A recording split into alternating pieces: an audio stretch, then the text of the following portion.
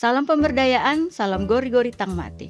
Selamat datang kembali di podcast Usahawan Sibarung, ruang berbagi cerita, pengalaman, dan inspirasi dalam gerakan kredit union. Kembali lagi bersama saya Lusti, senang sekali menyapa Anda semua melalui podcast Usahawan Sibarung. Di episode kali ini, kita akan mendengarkan kisah inspiratif dari seorang pengusaha kerupuk yang telah membangun usahanya selama bertahun-tahun dengan ketekunan. Beliau juga merupakan anggota Usahawan Sibarung. Dalam episode kali ini, beliau akan berbagi pengalaman tentang perjalanan usahanya, tantangan yang dihadapi, serta bagaimana kebiasaan mengelola keuangan dan semangat untuk terus belajar menjadi bagian penting dalam perjalanan tersebut. Semoga cerita yang akan kita dengarkan hari ini dapat menjadi motivasi bagi kita semua, terutama bagi insan kredit union yang sedang merintis usaha, ingin memulai langkah baru atau bahkan sedang berjuang untuk mewujudkan impiannya. Tanpa berlama-lama lagi, mari kita sambut narasumber kita pada episode kali ini. Selamat datang Bapak. Ya, selamat sore. Terima kasih sudah meluangkan waktu untuk hadir di podcast Usahawan Sibarung kali ini. Nah, kita mulai dari perkenalan dulu. Boleh Bapak perkenalkan diri Bapak ke pendengar yang ada di rumah pun dimanapun berada. Boleh perkenalkan nama, tempat, dan keseharian Bapak, apa saja yang Bapak lakukan setiap harinya, kegiatan Bapak setiap hari. Oke, terima kasih. Nama lengkap Paulus Salempa. Sekarang tinggal di Jalan Starda. Kegiatan hari-hari menjual, ada usaha kerupuk, ada juga usaha kios. Saat ini Bapak kan dikenal sebagai pengusaha kerupuk. Boleh diceritakan bagaimana awal mulanya, kenapa bisa menjadi pengusaha kerupuk dan kenapa memilih kerupuk untuk menjadi usahanya Bapak? Awalnya waktu sebelum menjadi anggota CU, saya jualan permen, gula-gula, jual keliling. Jadi saya beli di grosir, baru saya bawa. Nanti setelah itu menjadi anggota CU, saya banyak ikut pelatihan wirausaha. Akhirnya saya mulai membuat kerupuk. Awalnya itu kerupuk itu cuma saya bikin 1 kilo dengan harga tidak sampai 10.000 dengan minyak seadanya. Tapi waktu berganti waktu, mulai dikenal orang, jadi saya mulai bikin kerupuk 5 kilo. 5 kilo itu dipasarkan di sekitar terminal saja. Setelah itu saya mulai bikin lebih besar lagi untuk membawa di langganan-langganan lama yang dulunya menerima permen. Sekarang lagi saya tawari kerupuk, akhirnya kerupuk itu mulai dikenal masyarakat. Awalnya kerupuk itu tidak begitu dikenal oleh orang Toraja. Yang jelas bahwa kerupuk itu barang baru bagi masyarakat Toraja, dan banyak orang bilang sama saya, wah, nggak ada orang Toraja makan kerupuk, nggak ada orang Jawa. Memang waktu itu saya butuh perjuangan yang luar biasa memperkenalkan ke orang. Tapi saya punya prinsip waktu itu, moto bahwa orang Toraja itu pasti sama dengan orang Jawa, itu rasa lidahnya. Tidak mungkin orang Jawa dengan orang Toraja beda di lidah. Tapi memang di awal itu memang sangat banyak yang diretur, tidak laku di toko.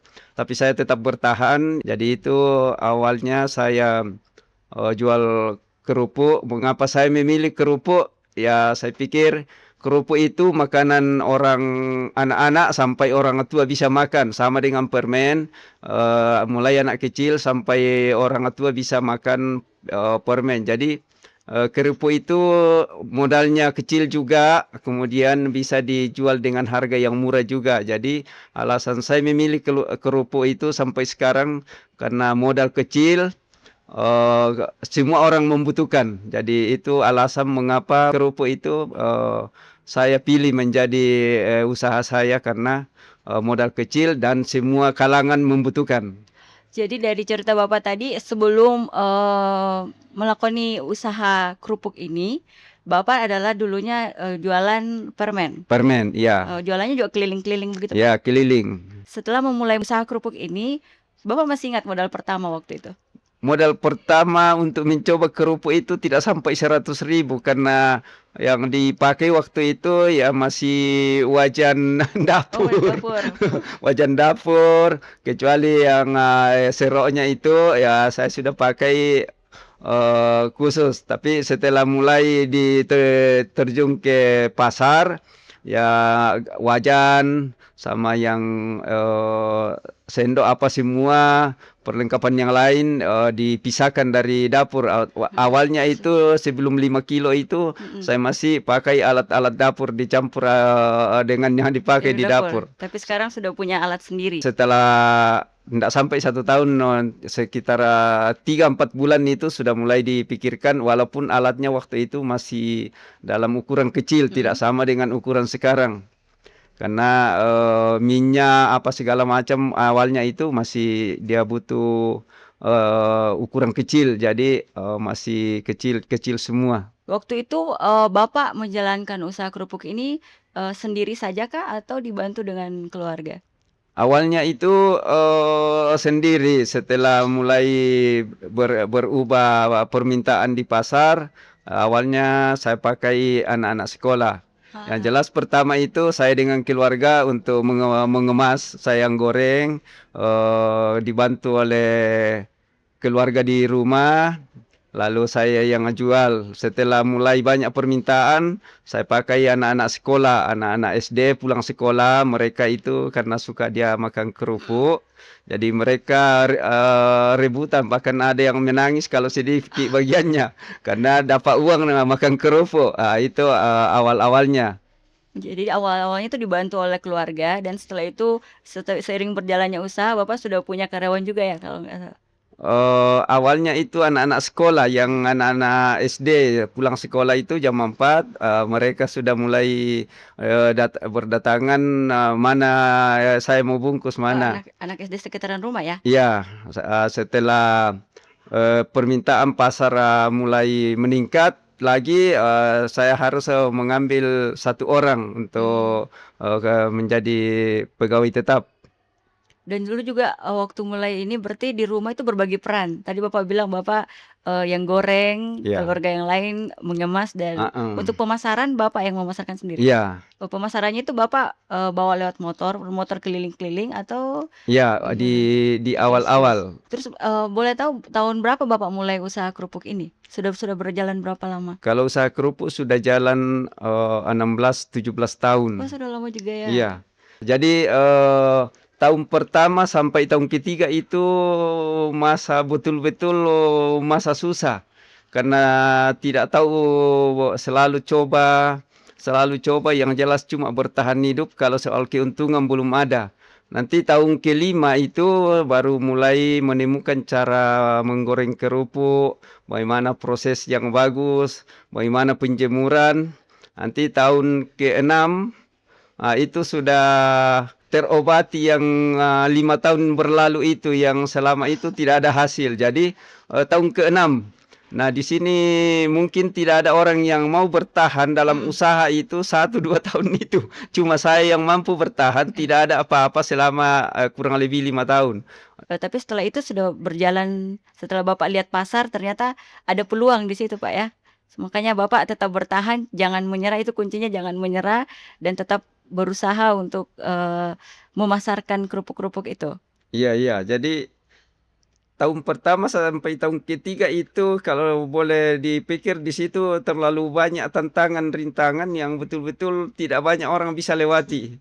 Nah, sekarang itu sudah banyak pesaing muncul, tapi pesaing itu tidak mampu berbuat banyak karena dia harus butuh waktu lama untuk belajar. Waktu menghadapi tantangan yang mungkin kadang berat, ada rasa pernah ingin menyerah? Selalu ada rasa itu, tapi ya saya bisa atasi bahwa saya harus menjadi yang terbaik di kerupuk di Toraja dan Toraja Utara. Dan Pokoknya sekarang sudah tercapai? mimpi saya sudah tercapai, jadi boleh kata yang dikenal di Toraja Utara sama di Toraja ya saya. Dan sekarang saya sudah mulai menikmati hasil, sudah lebih banyak orang yang datang beli sendiri, kemudian lebih banyak orang beli partai, dan lebih banyak lagi yang pesan lewat pesta, syukuran apa, jadi kerupuk ini sudah booming di Toraja. Tapi saya yang terbaik di pengusaha kerupuk. Walaupun ada lebih dari 50-an orang muncul menjadi penggoreng kerupuk, tapi pengalaman tidak sama. Sekarang Bapak sudah punya berapa karyawan? Yang tetap itu cuma 3, yang mereka yang anak sekolah, rata-rata anak sekolah biasa lebih dari 8 datang kerja karena mereka kerja paruh waktu saja. Tadi Bapak ceritakan untuk pemasaran kerupuknya itu masih ada hanya di sekitaran rumah saja. Sekarang itu pemasarannya sudah sampai di mana saja, Pak? Pemasaran di kerupuk ini sudah menjangkau Toraja dan Toraja Utara, baru sekedar kota Rantepao sama pinggiran kota Rantepao. Kalau di Toraja sudah masuk di kecamatan-kecamatan. Dalam misalnya memproduksi kerupuk itu kan pasti ada teknik khusus untuk menggoreng atau membuat kerupuknya. Itu Bapak pelajari sendiri atau pernah ikut pelatihan? Awalnya saya selalu bertanya kiri kanan sama orang pertama jual kerupuk di Toraja. Mhm. Tapi setelah itu mereka tutup lalu tinggalkan Toraja. Habis itu saya belajar sendiri selama jalan 5 tahun lah saya belajar sendiri. Belajar dari pengalaman berarti ya, Iya, learning by doing. Waktu awal, memulai usaha kerupuk ini, kan seperti kita tahu ada kerupuk itu ada berbagai jenis macam. iya. Waktu awal merintis usaha kerupuk ini ada berapa jenis Kerupuk pertama yang saya goreng adalah kerupuk kentang dan memang itu yang paling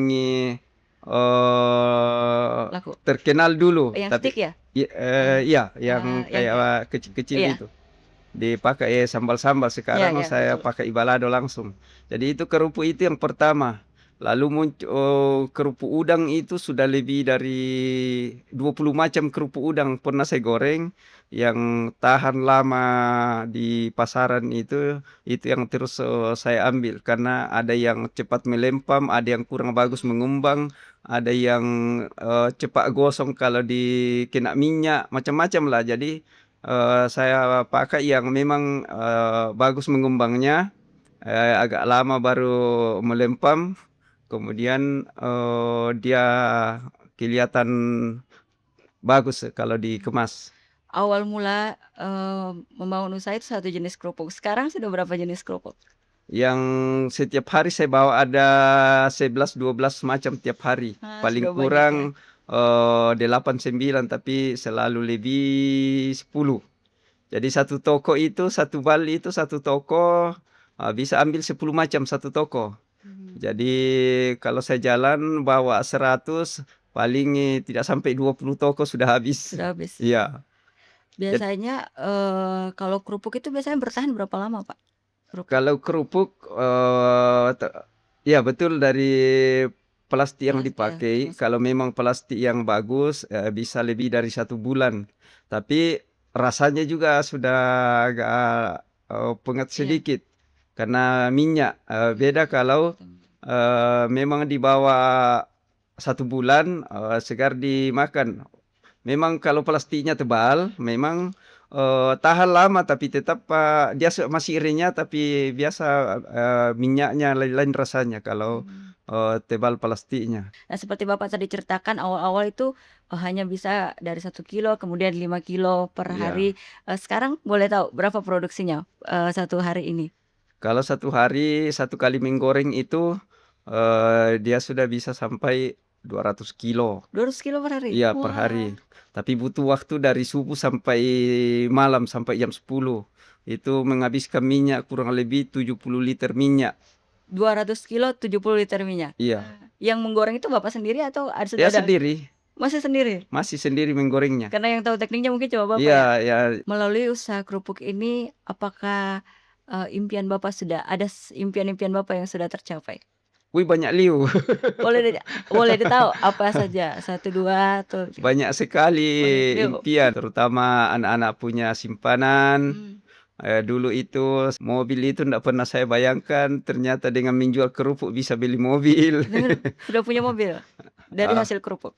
iya itu tahun ke-6 dulu itu, usaha kerupuk itu sudah bisa cicil mobil lewat CU dulu. Mmm. Jadi dulu itu saya beli mobil, sebesar simpanan di CU, pinjam di CU sebesar simpanan. Wah. Nah, ngomong-ngomong soal CU, Bapak kan juga anggota CU. Boleh diceritakan awal mula Bapak, mengenal CU? Awal mula mengenal CU itu, pertama itu saya itu selalu setiap saya sama Pak Kristianus Tanah, karena dulu dia menjual juga di samping rumahnya, setiap hari saya singgah bawa permen, bawa gula-gula di situ, dia menjual. Hari itu kebetulan saya singgah, dia bilang, ada semacam koperasi mau sosialisasi di gereja, mau Mhm, ikut? Memang saya karena saya orang suka belajar, mhm. saya langsung iyakan saja.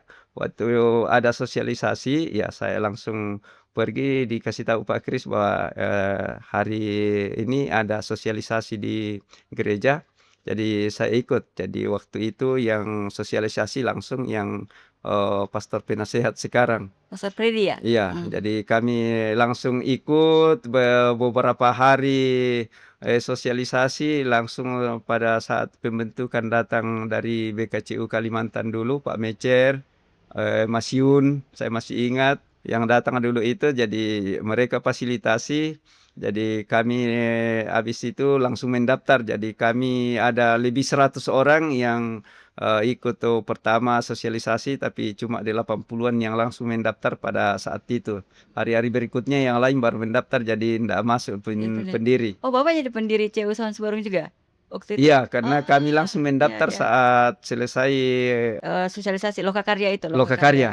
Karena ada Lokakaryanya dulu 3 hari, selesai Lokakarya orang langsung mendaftar, jadi yang mendaftar pertama itu yang pendiri. Sebelum menjadi anggota CU, Bapak belum memulai usaha kerupuk ini ya? Iya, belum. Jadi Berarti kerupuk itu setelah? saya mulai lakukan ketika pikiran mulai terbuka, sudah 2 3 kali selalu ikut tuh pernah diadakan oleh CU pelatihan, wirausaha. Karena sebelumnya itu ya tidak ada, teman-teman untuk bisa belajar lebih banyak. Saya lebih banyak belajar lewat CU terutama wirausaha.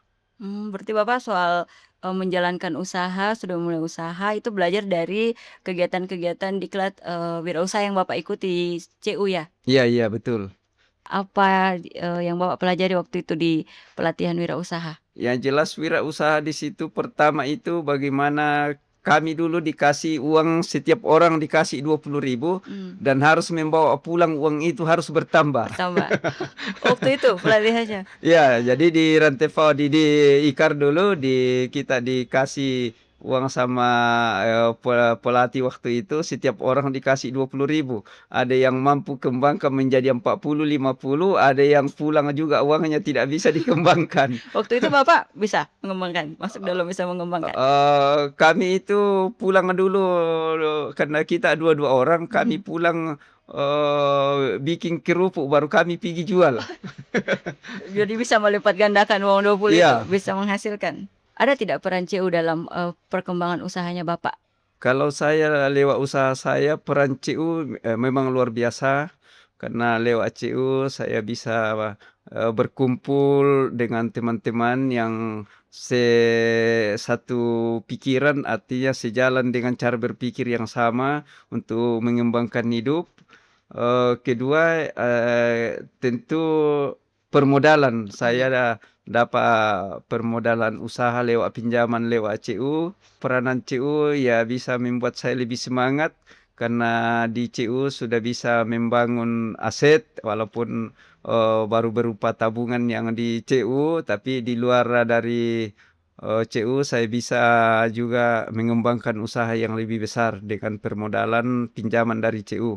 Jadi betul-betul, saya menceritakan apa yang saya alami, saya rasakan selama menjadi anggota CU bahwa, dengan lewat CU kita bisa membangun kehidupan yang lebih baik sedikit. Apakah ada perubahan dalam cara Bapak mengelola keuangan, sebelum dan sesudah bergabung dengan CU Sawan Sibaru? Oh iya, memang sebelum menjadi anggota CU dulu kan kita, ndak pernah belajar tentang keuangan. Mmm. Pokoknya bagaimana cari uang, dapat uang kita ndak tahu yang belanja lagi.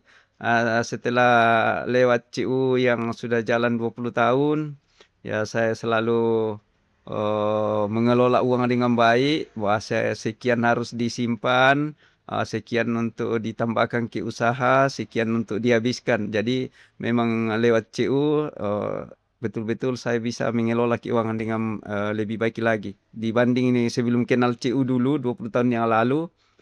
Ya penghasilan mutar-mutar di situ, tidak ada juga yang bisa disimpan, dapat uang langsung habis, Habis. kalau bisa pinjam lagi di Iya. tempat lain, ya. Tapi sekarang sudah tahu mengatur keuangan, sudah tahu menyimpan ketika kita mendapatkan, ada pendapatan disisihkan dulu untuk simpanan sebagian, Ya, nggak habis ja langsung begitu saja ya? jadi selama ini, itu saya bilang saya sudah praktekkan dan itu juga yang saya bagikan kepada teman-teman yang lain yang terutama yang belum kenal CU, yang sudah kenal CU juga tinggal kita, berbagi apa yang dialami.